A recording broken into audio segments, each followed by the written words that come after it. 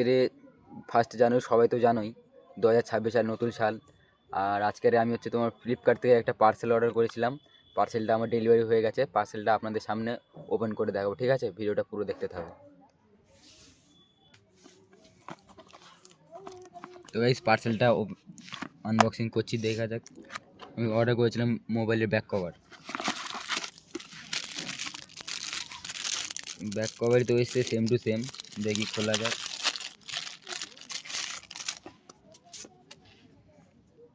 কিন্তু সমস্যা হচ্ছে এটা আমার ফোনে হবে না, কারণ আমার ফোনের সাইজ, কভারের সাইজটা দেখো আর এই সাইজটা একবার দেখো কতটা চওড়া এবং কতটা ছোট এই কভারটা। আর আমার ফোনের কভারটা দেখো কতটা লম্বা এবং কতটা চওড়া। আর এইটা দেখো কতটা সরু এবং কতটা ছোট।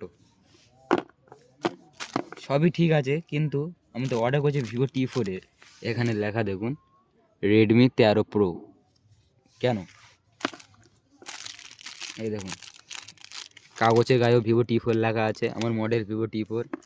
ফ্লিপকার্টে বিলেও তো আমার লেখা আছে Vivo T4 5G grey back cover Vivo 5G। কিন্তু আমার সাথে নতুন বছরে এমন স্ক্যাম হবে বুঝতে পারিনি। তো গাইস, নতুন বছরে নতুন দিনে আমার সাথে স্ক্যাম হয়ে গেছে। সারা বছর কী হবে আমি কিছু বুঝতেই পারছি না।